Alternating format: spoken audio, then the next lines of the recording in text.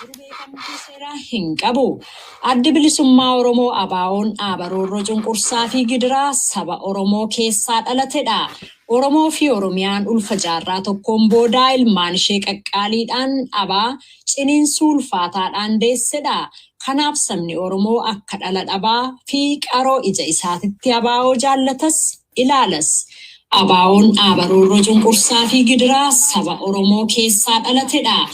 Keessatti nyaaba Oromootti dhukaafamtee jalqabee hanga guyyaa har'aatti diinni keenya inni kaa'alaan dhabamsiisuuf yoo shiruu galtootnii fi gantootni immoo keessaan akka shiraa fi hammeenya diinaa sana dandamatee galma aggaammate san hin geenye dhagaan isaan hin garagalchine hin jiru. Haa ta'u malee ayyaannii fi ekeraan jaallan qabsoo bilisummaa Oromoo keessatti irbuu tiksuuf wareegamanii fi jaallan ciccoon kaayyoo waliin waan jiran waardiyyaa dhaabbatanii waan tiksaniif kallacha keenya ABO akka yaadaan dhabamsiisuuf takkaa ittiin milkoofne ammas hin milkaa'an. Faallaa kaayyoo diina kanaatti ABO'n dhaloota sabboonummaa fi oromummaan itti habaqqalee kunuunsuu kudhaama irbuu fi kaayyoo qabsoon itti dhalatee kudhaammachiisee diina keenya sadarkaan buqqisuun gantoota keessaa irraayis dandamatee akka galli isaa ga'uu shakkii hin qabnu. ABO'n jalqabuma gaafa dhalatuu irraa kaasee dhaaba of danda'ee gaaffii siyaasaa diinagdee eenyummaa fi walumaa gala biyya abbaa isaa irratti sabni Oromoo ofiin bulee afaan aadaa seenaa fi duudhaa isaan buluun mirga uumamaan argate waan ta'eef isa kana mirkaneessuuf dhaaba ijaarramedha malee dhaaba seenaa maxxantummaa diinaatiin jiraates miti. Har'as xurii sana hin qabnedha. Fuuldurattis hanga sabni Oromoo jirutti tasa gonkuma maxxantuu dhaaba kamiiyyuu ta'uu hin danda'u. Kan diinnis ta'ee firri qabsoo keenyaa beekuu ABO'n isa dhugaa jaarmiyaa hangafa kallacha qabsoo bilisummaa saba Oromooti. Dhaabni keenya haala rakkoo hamtuu hidhaa ajjeechaa fi adamsuu paartiin biltsiginnaa miseensota hooggantootaa fi qondaaltota ABO fi walumaa gala sabboontota Oromoo keessatti raawwatamaa tureef yeroo adda addaatti boordiin filannoo biyyoolessa Itoophiyaaf kan gabaasaa turee fi xalayaalee adda addaan iyyachaa turuun beekamaadha.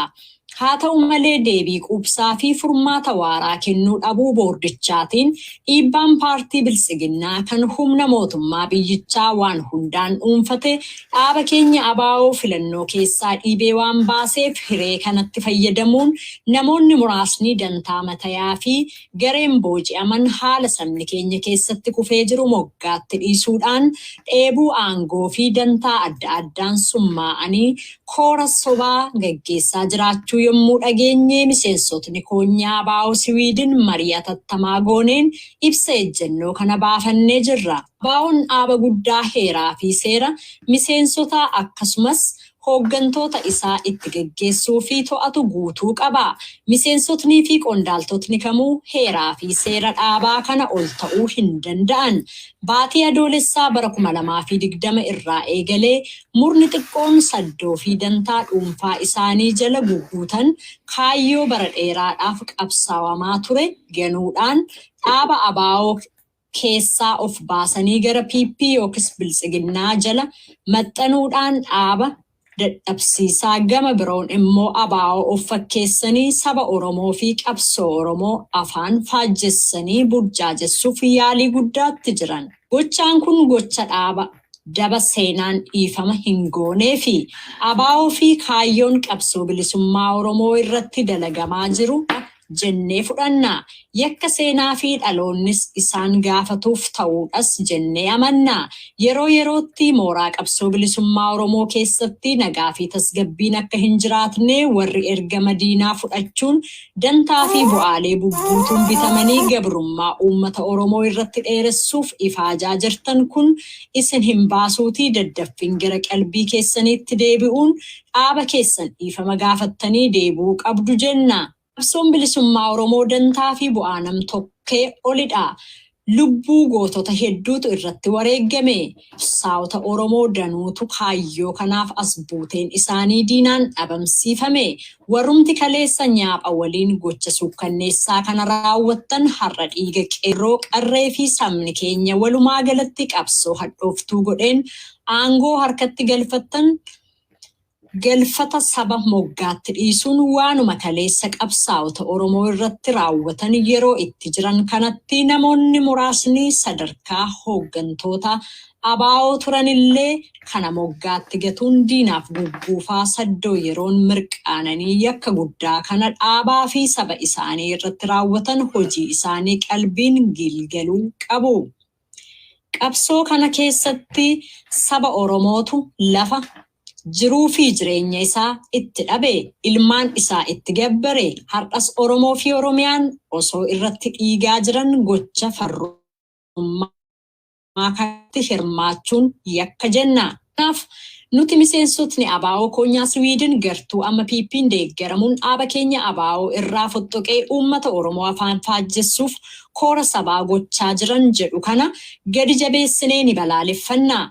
Itti bahiin koora jedhamu kanaas kan seeraan deeggarame waan hin taaneef amala seer dhabdummaa kana bakkoyyuuttuu miseensotnii fi sabni Oromoo akka dura dhaabbatuu fi deeggarsa hin kennineef gadi jabeessinee dhaammanna. Gareen diinaan booji'amanii yakka qabsoo bilisummaa Oromoo irratti raawwatan kun nu miseensota abaa'oo koonyaa Siwiidinii fi akkasumas saba Oromoo kan bakka hin buunedha. Gocha farrummaa fi diinummaati jenna. Sabni Oromoo jaarmiyooleen hawaasaa waldaaleen amantiiwwan Oromoo fi miseensotni abaa'oo bakka hundaa ol kaanee harka wal qabannee wal bira dhaabbachuun dhaaba keenya shira diinaa fi gantoota kana irraa akka dandaman waamicha lammummaa isiniif dabarsina. Dhuma irrattis filmaatni sobaan nan geggeessa jechuun gartuun seera malee maqaa PP yookiis bilxiginnaa moggaafachuun hojii shiftummaa yakka hattummaa hiraarsummaa ajjeechaa fi hidhaan saba keenyaa gama tokkoon ukkaamsaa koomandi poostii jalatti gidirsanii sobaa filannoo jedhu tumaa jirtu. Kana uummatni keenya lammiin Oromiyaa guutuun bakka dorgoman dhugaa fi haqaa hin jirretti fulmaata kan jedhamu akka hin jirre filmaata gowwomsaa fi shira PP kanaa akka mormitanii fi bifa isiniif mijate hundaan akka dura dhaabbattan waamicha isiniif goona. Gama biraatiin dhaabbileen haqaa Oromoo abaa'oo fi kaafaa'oon walii galuun gidiraa sabni Oromoo bara dheeraadhaaf keessatti kufee jiruuf furmaata maayii ni ta'a jedhanii itti amanan karoora mootummaa ce'umsaa biyyoolessaa Oromiyaa ijaaruuf hojjettaa jiran irratti lammiileen Oromiyaa keessaa fi biyya alaan kallattii danda'ame hundaan deeggarsa Oromummaa kan goonuu fi isinis hirmaannaa akka gootan waamicha keenya kan Oromummaa isiniif dhaamna. Tokkummaan humna, dhugaa fi haqa qabna, ni injifanna. Oromiyaan ni bilisoomti. Bitootessa 14 2021 miseensota koonyaa abaa'oo Siwiidin.